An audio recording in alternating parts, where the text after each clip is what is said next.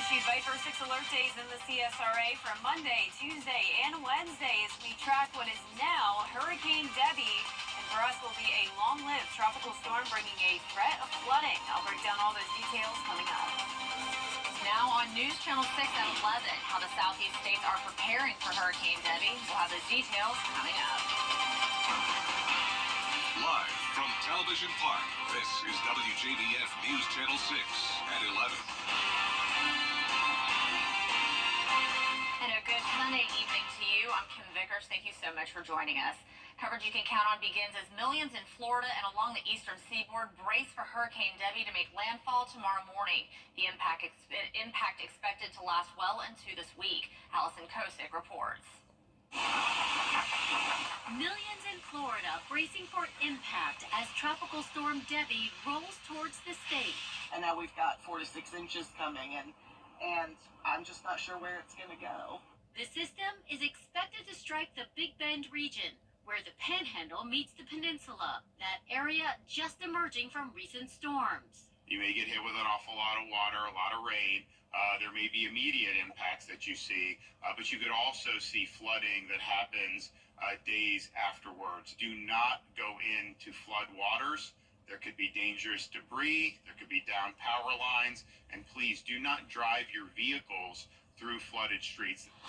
Homeowners on alert for potential life-threatening storm surge. Florida Governor Ron DeSantis placing most of the state's cities and counties under emergency orders. Evacuations in parts of the Gulf Coast, DeSantis adding it's all hands are on deck. If you have been ordered to evacuate by your local officials, please heed that call. President Biden has approved a disaster declaration. Georgia and South Carolina also declaring a state of emergency. If you're in a vulnerable housing situation, including those in low-lying areas or at-risk floodplains, you should consider moving. Get out of those areas as quickly as possible. Over the next coming days, we've got shelters that are going to be set up all over the state. I would suggest getting to those before it's too late. Don't wait till you see water rising. Allison Kosick, ABC News, New York. And today, South Carolina Governor Henry McMaster issued an executive order declaring a state of emergency in preparation for the potential effects of Hurricane Debbie. He's asking South Carolinians to pay attention to local forecasts and to begin taking proper precautions. McMaster said in a statement, Team South Carolina is closely monitoring Hurricane Debbie and has begun preparing for its potential impact on our state. With a potentially significant rainfall event forecasted for the next few days, it is critical that residents in potentially affected areas start making preparations and plans today in case it is necessary to take quick action. Now we're going to send it on over to Chief Meteorologist Jenna Petracci. Jenna, we're expecting the storm to impact us here in the CSRA. That's exactly right, Kim. So we are going to see impacts from Debbie over the next few days at least, possibly even longer. Right now on Live Viper 6, these are actually the outer rain bands of Debbie already making impacts in our southern counties. Just in the form of light rain, though, definitely nothing significant, nothing to go to bed worried about tonight. Just those light rain showers coming down in Scrubbin County and spotty showers here and there around Barnwell County. A little breezy here on our Terry Lambert Hyundai Skyview Cam at Augusta Regional Airport. As for the temperatures, we're sitting in the upper 70s. 78 in Augusta, 79 in Barnwell, Louisville at 77, Sylvania, you're at 76, 79 in Wrightsville, and 77 in Edgefield. The winds have been picking up the pace a little bit, but still under 10 miles per hour for the most part. A little bit higher in Wrightsville, now at 12 miles per hour. And notice we do have the threat of flooding, not just tomorrow, but over the next several days. The counties shaded here in green are under an aerial flood watch, and that includes places like Warren, Hancock, down to Emmanuel, Screven, Allendale. It's really going to be that southern portion of the CSRA that will have the highest likelihood of flooding.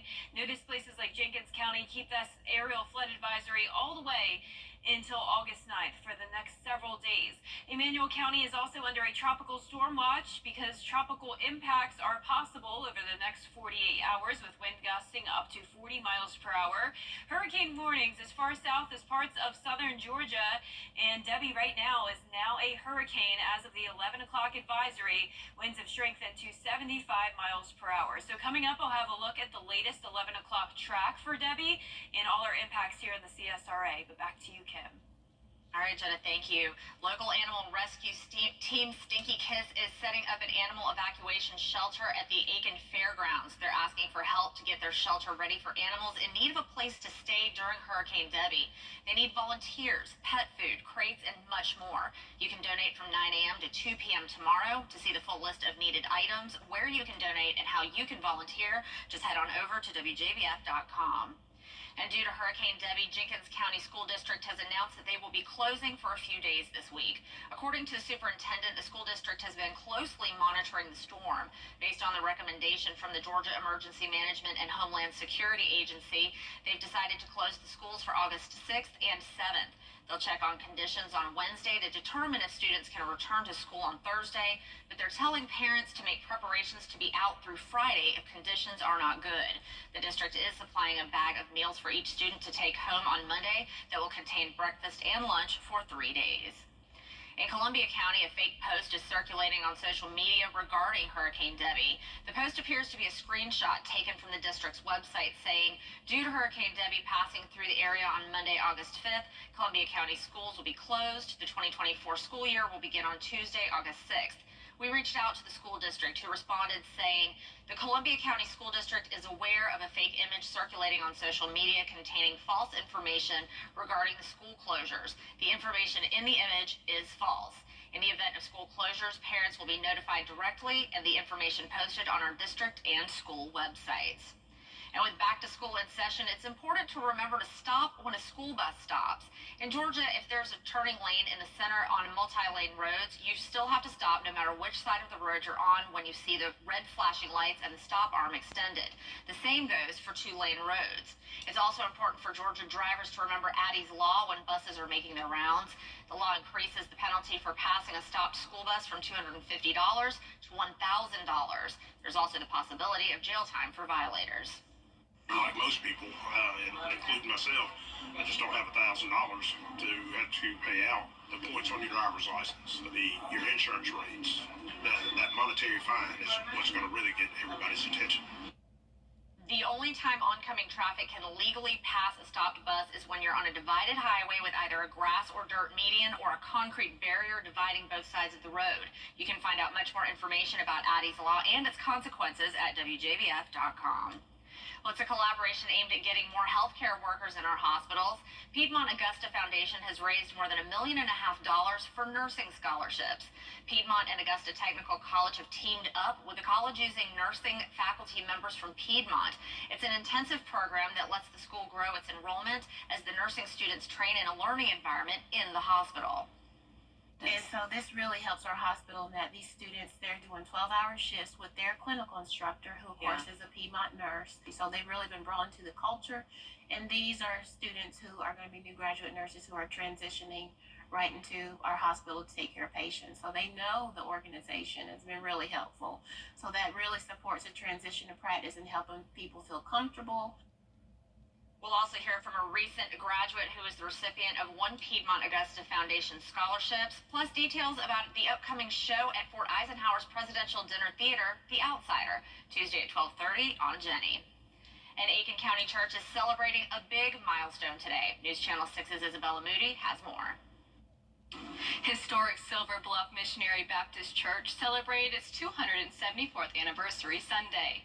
The theme for the service was "Through It All, We Are Still Standing." The church was founded in 1750 by George Goffin. Pastor Marvin Morgan has been preaching at the church for 12 years, saying the church continues because they are firmly rooted in the Bible. We still standing on the Word of God, and I think because we standing on God's Word, that's the solid foundation for the church being here 274 years. Church members tell me they believe the church has kept going all because of strong prayer to God, and they believe He continues to bless the church. Having the community to share with us in such a grand celebration. We've come this far by God's grace and His mercy, and we worship Him and we honor Him. Other church members have grown up in the church and remember how it used to be and how it has changed. To come in to pretty much do as the youngsters are doing, get to running around, but now that you've gotten older, you can kind of sit down and just mellow out a little bit. It's a good place to worship the Lord. Being one of the first African American churches in America, Silver Bluff is a historical site people should go and visit. History, African American history. This is one of the spots where a lot of churches in the CSRA grew out of. We got First Baptist, that's down the road. We have First African, that's in Savannah. All of those churches came out of it, so it's a historical site. The pastor and congregation are already looking forward to celebrating 275 years and continuing to remember the past, present, and future of the church. Isabella, thank you. These are busy times for the people who keep Augusta running. We're talking to the interim city administrator on the next edition of the Means Report. Takia Douse is with Debbie. We can expect excessive rainfall that could lead to flooding, and also our secondary threats are damaging wind gusts that could knock trees down, along with even a tornado threat. I'll break down all the details with a look at the futurecast right after the break. From the time I was a little girl, the only thing I ever dreamed about was forecasting the weather. This is Jennifer Trexula. As you can see, I'm reading trees down, and so do not drive. I mean, I remember watching weather forecasts on TV while my friends were watching cartoons. I guess I was a bit of a nerd. When I grow up, my ambition is to become a successful meteorologist. So for me, being chief meteorologist here at News Channel 6, it's a dream come true. Of course, brands mark you at lowest prices. The live Viper 6 Skyview Network, sponsored by Terry Lambert Hyundai. Now, your most accurate forecast with WJBF Live Viper 6. Welcome back. It is mostly dry this Sunday evening. I hope you had a fantastic weekend, and hopefully you dodged the storms yesterday. It was definitely a pretty active weather weekend, and we're going to have more active weather as we go into the upcoming week. And it all begins with the rain we're seeing now. This is actually part of what is now Hurricane Debbie, the far outer rain bands, bringing just a few spotty showers here into the area of Girard and Burke County, Sylvania and Screven County, and parts of Barnwell County. But it is dry here in Aiken on our Terry Lambert Hyundai Skyview cam, looking good. Temperature-wise, we're in the upper 70s. Winds are calm here in town, dew points in the mid-70s. Upper 70s for the most part this evening. Overall, a typical summer-like night. But with summer-like conditions also comes the tropics sometimes, and that's exactly what we're seeing now. So Debbie has strengthened to a hurricane as of 11 o'clock tonight.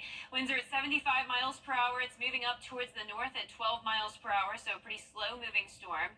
Here's the latest track, and it is not a traditional looking cone of uncertainty here. In fact, there is a lot of uncertainty with this cone, and you can tell based off how vast it is. So notice the cone looks pretty standard as we get into around 8 o'clock Monday. So it's going to make landfall as a Category 1 with 85 mile per hour winds in the Big Bend of Florida. We know that for sure. Now, once it moves into Georgia, that's when there becomes a lot of uncertainty. Now, remember with these cones, this means the center of the storm could move anywhere from here down to there. So a very large area could cover, and Augusta right in that cone. So that means the center of the storm could even move right over the CSRA. But of course, at that point, it will just be a tropical storm, not a hurricane.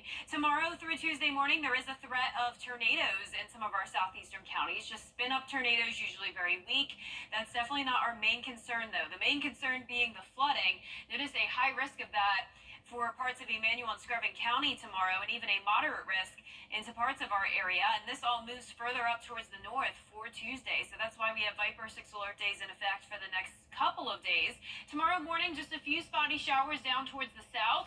It really won't be around until lunchtime, where we see more widespread rain coming in with some heavier downpours. And then most of our northern counties not even getting much rain tomorrow. So a lot of this activity will be focused down in our southern counties, but then by Tuesday morning, a bit of a different setup. So that's when pretty much everyone gets those impacts from the heavy rain bands. And notice how it just keeps spinning. It just keeps lingering right across the CSRA all day long Tuesday. That means a lot of rain. That means a lot of wind as well. And then even into Wednesday, still some lingering showers. And keep in mind, this is just one model run. There is the possibility that we could have a lot more rain than this on Wednesday, or a lot less rain. So there's going to be a lot of changes to this as we go through time. But what we are pretty certain of is the fact that Monday will not be as significant as Tuesday. So notice by Monday night, rainfall totals still not even really scratching the surface of an inch. But as we go into Monday night into Tuesday night, that's when those quickly climb. A lot of us getting up to 6 to maybe even 8 inches. But check out our northern counties. Pretty much not even a drop of rain. So it is a big spread here. So keep that in mind. It really depends on where exactly you are in the CSRA with what impacts you'll see. So the chance of rain tomorrow, temperatures on the cooler side in the low 80s. Our lows tonight will be in the low 70s. Our highs tomorrow only up to 84 in Augusta. So Debbie definitely keeping things cooler. Viper 6 alert days Monday through Wednesday. May need to extend that into Thursday, but the hoping is that, of course, Debbie will be out of here by then. And then into the weekend, we heat up a little bit with some lower chances of rain. Well, at least the temperatures will be a little bit lower. Yes, that's the positive with all of this. All right, Jenna, thank you so much. And with a large amount of rainfall expected, first responders are using the storm as a reminder on how to stay safe during severe weather. They say strong winds and heavy rain could cause downed trees, flooded roadways, snapped power poles, and car accidents. Experts also say to be mindful when traveling after a storm. We encourage people not to drive through any kind of sitting water, any kind of standing water like that. Especially if you do have water moving across the roadway, you don't want to drive through that. If there's a bridge under it or a culvert, anything like that where it could have collapsed. So if you go driving through that, you may end up getting stuck in that. Responders voice the importance of having a plan in place if you live in a flood area. Have an evacuation plan in place to leave the area and get to higher ground if you can. Coming up, a runaway bounce house in Maryland killed one child and injured another. We have the details after the break. Next Plumbing. The WJBF Live Viper 6 Skyview Network is sponsored by Terry Lambert Hyundai. Low prices, big selection, and committed to quality customer service. A night at the ballpark turned into a tragedy. A 5-year-old boy died and another was hurt when strong winds sent a bounce house at a Maryland minor league baseball park flying at least 15 feet into the air. Perry Brusson reports. A heartbroken community tonight after a bounce house with children inside goes airborne, killing a 5-year-old boy. We're on the field, in the outfield on the first base side. We got the standby units and the North Medical Duty officer working on the 2 kids now. Officials say a gust of wind at a baseball game in southern Maryland threw the bounce house 15 to 20 feet in the air, sending children falling to the ground. I need a second helicopter for a consult from North Medical to Children's Hospital. This happened during a Southern Maryland Blue Crabs game Friday night, an hour south of Washington, D.C. Players surrounding the bounce house on the field, some in apparent disbelief. It's not clear if the bounce house was secured to the ground or where it was before going airborne. Pictures from the scene show a playground nearby. A second child has non-life-threatening injuries. The name of the 5-year-old boy who was killed has not been released. He's from a town about 10 minutes away from that stadium. Perry Russum, ABC News, Washington. Loose shingles, leaky roof. The flame. For centuries, it has brought us together.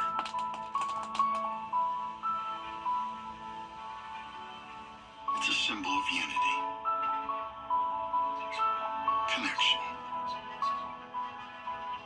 a shared experience. It's an invitation to gather,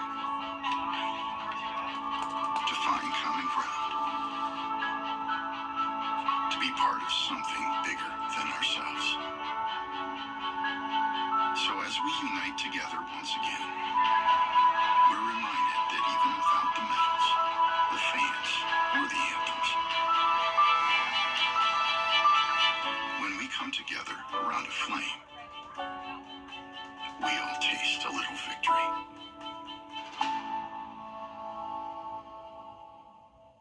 Hi, I'm Mary Morrison with this week's Community Calendar. Aiken Music Fest presents Sam Birchfield and the Scoundrels with special guests Mamie Lewis and Victoria Camp. It's Saturday, August 10th at Highfields Event Center, located at 118 Gaston Road in Aiken, South Carolina. Tickets available at aikenmusicfest.com. Add your events. Log on now to WJBF.com.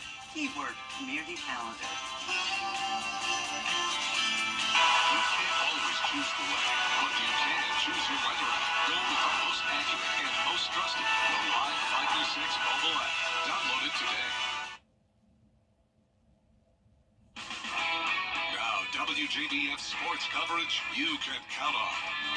The Saluda 12U softball team celebrated their big win in the Ponytails division of the 2024 Dixie Softball World Series with a parade in Saluda that featured the entire town. Now, there may not be a lot of people in Saluda, but there sure is a lot of love, especially for the team that represented South Carolina in the World Series. Head coach Jeffrey Jordan said these girls have worked so hard for this and that their friendship has been at the heart of everything they do. This group's been playing together for so long. They T-ball, back when the bat bags were bigger than they were. They'd walk around dragging the bat bags on the ground because they were just so small. But just to stay together, we've had the same core group for a long time. We added a few pieces as the girls got older, and this is just a special group that loves to compete, loves to work, and that's really the key to their success. I mean, we've talked about in practice, like we've been waiting for this moment to come back to the championship game, and we were taking it all. We knew what we wanted, and we were going for it. I've known these girls since I was like 5 years old. They are truly my best friends, my ride or dies. They've been with me through it all, and I've been with them through it all, and I just love them so much, and I'm so glad I got to do it with them. A huge congrats to the Saluda team. Great job representing South Carolina. Over in the MLB, the Braves reinstated left-handed pitcher Max Fried from the injury list on Sunday, giving him the start in their final game against the Miami Marlins. He pitched 3 scoreless innings before giving up 3 runs in the top of the 4th and being pulled. Relief pitchers would then give up 4 more runs, and the Braves would fall to the Marlins in a shutout 7-0. With the loss, Atlanta splits the series with Miami, so they'll now look ahead to the Brewers, who visit Truist Park for a 3-game series starting on Tuesday. And finally, at the 2024 Paris Olympics golf tournament, the USA won gold courtesy of world number 1 Scotty Scheffler with a bogey-free 62 that featured 6 birdies on the back 9. Scheffler was able to win his first ever gold medal at 19 under, just 1 stroke ahead of the UK's Tommy Fleetwood, who took silver. And finally taking bronze at 17 under was Japan's Hideki Matsuyama. Now, getting a quick visual here, you can see just how tight it was at the top of the leaderboard during the final round. As for the rest of Team USA, they finished just a bit further down with Xander Schauffele coming in 9th, Wyndham Clark coming in 14th, and Colin Morikawa finishing 6 under in a tie for 24th. A huge congrats to all of Team USA, as well as Scotty Scheffler and his brand new gold medal from the 2024 Paris Olympics. That does it for sports. Why call it Dance Stairs? Every day, ordinary people in the CSRA do extraordinary things to serve our community. Each month, News Channel 6 recognizes these outstanding volunteers with the Giving Your Best Award. Do you know an everyday hero who goes the extra mile to help others? Nominate them for the Giving Your Best Award by visiting WJBF.com and filling out the entry form. Sponsored by Science Co., Piedmont Augusta, Security Federal Bank, and News Channel 6. Do you have what it takes to be a border ball cheerleader? We're looking for the area's best high school seniors. Tryouts for Team South Carolina will be held on Sunday, August 25th. Register now at WJBF.com/cheer. Something about the morning. They should be good now. You know that I love you. Good morning, Augusta. Well, here's a new product meant to spice up your wedding night, the Fireball Garter. It's their new merchandise. The company says that this wedding season, ditch the something blue in favor of something red hot instead. And this garter isn't like your grandma's. It's a red lacy garter with a pocket that holds a tiny bottle of Fireball cinnamon whiskey. If you'd like to get your hands on this spicy item, it is now available on their website for just $12. Jenna, this might be something for you. Jenna, I think we know what we're getting, Alex. I know. No comment. I don't know. Personally, I'm not a Fireball fan. Give me some Malibu. Yeah, I wish that they had like a Tito's garter or something like that. But that is genius, though, for all the Fireball fans out there. I mean, it makes so much sense. Well, our 10-day forecast showing the Viper 6 alert days in effect Monday through Wednesday as we track Debbie Flooding likely along with heavy rainfall and gusty winds. Then we'll see the rain chances go down. By the end of the week, temperatures climb back into the low 90s. That's all we've got for now. Thanks for watching. Have a good night.